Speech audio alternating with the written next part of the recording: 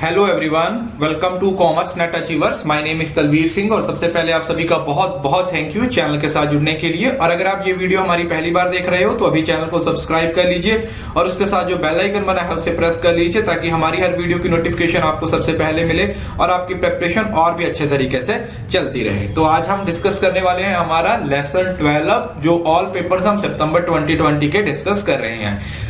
और एक इंपॉर्टेंट बात, आज 1 मार्च है और मैंने आपको बोला था कि आज से आप लोगों के लिए बहुत सारी चीजें आने वाली हैं, यूट्यूब पे भी, स्पेशल क्लासेस में भी, प्लस पे भी। सो बने रहिए मेरे साथ और चैनल को ज्यादा से ज्यादा शेयर कीजिए अपने दोस्तों के साथ ताकि सभी आपके दोस्त इस इनिशिएटिव्स का फायदा ले सके।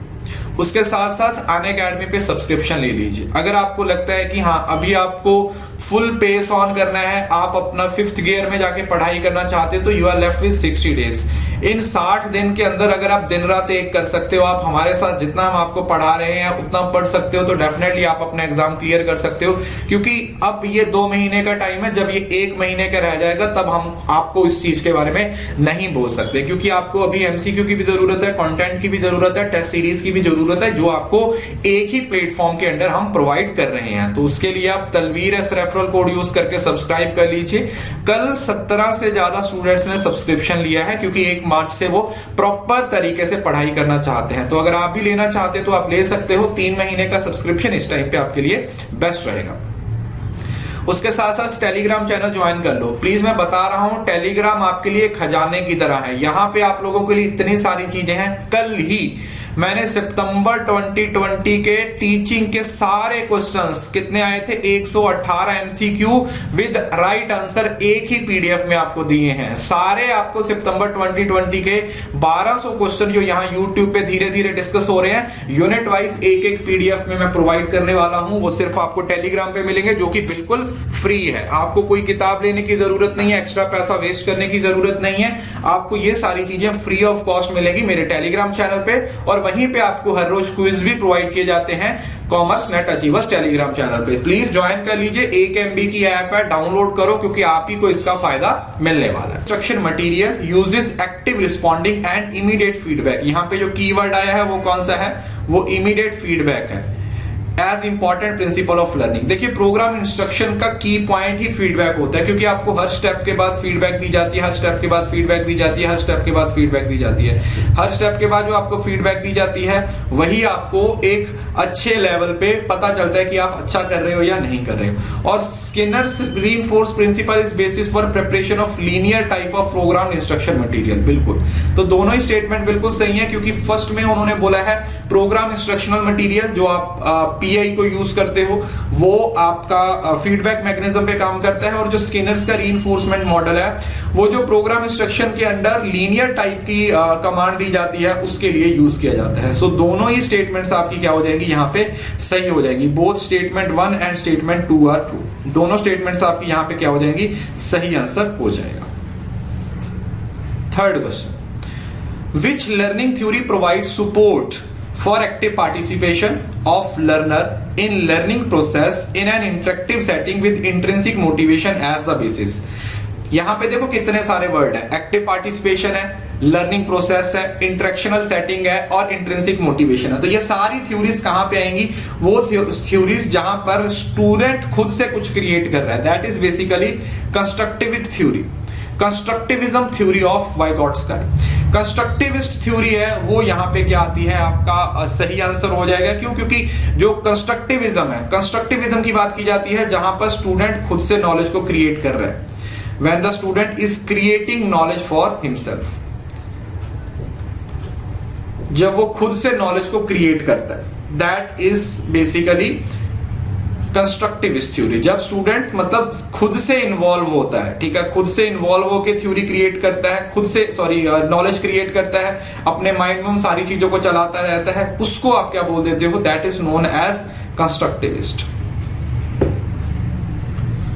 चौथा क्वेश्चन, अब देखिए लेवल से कितने सारे क्वेश्चन पूछे गए। मैंने आपको पहले बताया लेवल से आपको बार बार क्वेश्चन पूछा जाएगा।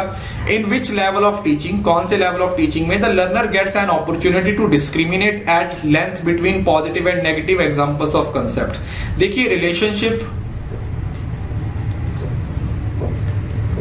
Concept, examples, these are some of the keywords, ये कुछ कीवर्ड्स हैं किसके, अंडरस्टैंडिंग लेवल के। अंडरस्टैंडिंग लेवल के ये कीवर्ड्स हैं। अंडरस्टैंडिंग लेवल में ये सारी चीजें आती है। अगर आपने ये सारी सीरीज को प्रॉपर्ली फॉलो किया है तो आपने देखा होगा कि हर लेवल पे अलग अलग कीवर्ड्स आते हैं और हम उन कीवर्ड्स को समझने की कोशिश करते हैं। जब आप उन कीवर्ड्स को समझ लेते हो तो क्वेश्चन बनाना आपके लिए काफी आसान हो जाता है। सो बेटर है कि आप कीवर्ड्स के थ्रू समझने की कोशिश करो, कीवर्ड्स पे कमांड हासिल करो, क्योंकि जितना आपके कीवर्ड्स पे कमांड हो जाएगी पेपर में उतना क्वेश्चन बनाना आपके लिए आसान हो जाता है। So this is the example of understanding level of teaching. कौन सा है ये अंडरस्टैंडिंग लेवल ऑफ टीचिंग, हमारा यहां पे सही आंसर हो जाएगा। Next question, for the following list of methods of teaching used in institution of higher learning identify those are which are learner centred. इसमें से देखो लर्नर सेंटर्ड कौन सा होगा। देखो पहले तो देखो चॉक और टॉक, तो ये तो लर्नर सेंटर्ड नहीं होता, तो पहले तो बी को हटा दो। लेक्चर विद ऑडियो विजुअल, ये भी नहीं आएगा। तो यहां पर प्रोजेक्ट वर्क कहीं ना कहीं लर्नर सेंटर्ड होता है, बट यहां पर ऑप्शन के हिसाब से नहीं है। तो कंप्यूटर एडेड इंस्ट्रक्शन और साइमल्टेशन और रोल प्लेइंग है, ये स्टूडेंट सेंटर्ड अप्रोच है। आई नो यहां पर डी ई के साथ ए भी होना चाहिए था, बट यहां पे ए नहीं है, बट स्टिल हम इसको ही कंसीडर करेंगे क्योंकि बाकी ऑप्शन के हिसाब से लेक्चर है या चॉक और टॉक मेथड है या किसी भी तरीके से लर्नर सेंटर्ड। और वैसे भी एक और हिंट दिया हुआ है, हाई लर्निंग, मतलब एक ऑर्गेनाइजेशन में, जब हायर ऑर्गेनाइजेशन में मतलब हाई लेवल पे आप पढ़ा रहे हो, आप एक अपर क्लासेस को पढ़ा रहे हो, तो वहां पे हम लेक्चर को इतना प्रेफर नहीं करते जितना हम बच्चों की इन्वॉल्वमेंट को फोकस करते। सो डी और ई हमारा यहां पे क्या हो जाएगा, सही आंसर हो जाएगा। D and E is the right answer. Next, during teaching, a teacher statement that encourage students to elaborate on answering either their own or of other will call। अब ये आप लोगों ने भी अक्सर किया होगा, एक टीचर है, जैसे आपसे कोई क्वेश्चन पूछता है, आपको क्वेश्चन नहीं आता, तो फिर टीचर आपको हिंट देता है, थोड़ा थोड़ा हिंट देने की कोशिश करता है, और उसके बाद जब आप उसका आंसर दे देते हो वो होता है प्रूव करना। प्रूव करना मतलब आपको हिंट दिया जाता है, आपको थोड़ा सा बताया जाता है, किसी चीज से रिलेट कर दिया जाता है, किसी चीज की एग्जांपल दे दी जाती है कि यार ये चीज इस तरीके से थी, ये चीज इस तरीके से थी, ये चीज इस तरीके से थी। जब ये सारी चीजें कर दी जाती हैं तो उसको क्या बोल दिया जाता है, that is known as probing. Probing क्या हो जाएगा, यहां पे सही आंसर हो जाएगा। Probing is the right answer. Probing is the right answer. क्या हो जाएगा आंसर हमारा, probing. Probing is the right answer of this question. Last question है असेसमेंट से। असेसमेंट से सबसे ज्यादा क्वेश्चन पूछे जाते हैं, आप लोगों को पता है। यहां से आपको हर बार क्वेश्चन पूछा जाता है, फॉर्मेटिव, समेटिव, क्राइटेरिया और नॉर्म। अगर आप देखते हो ध्यान से, यहां पर स्टैंडर्ड ऑफ मास्टरी लिखा हुआ है, पोटेंशियल फॉर इंप्रूवमेंट। इंप्रूवमेंट की बात कहां पे होती है, जब इंप्रूवमेंट की बात होती है तो आपकी फॉर्मेटिव होती है, मतलब ए तो 3 के साथ मैच करेगा। अगर आपने इतना भी मैच कर दिया तो आपका क्वेश्चन पूरा बन गया।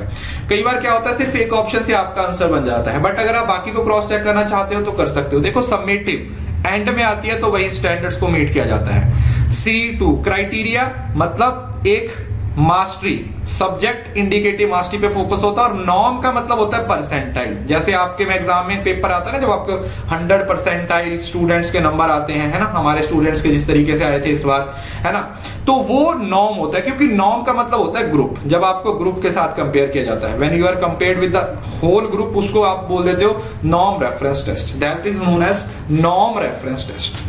ठीक है जी। सो ये थी आज की क्लास। आई होप कि ये आपको अच्छे से समझ आ गया होगा। प्लीज इस वीडियो को ज्यादा से ज्यादा शेयर कीजिए।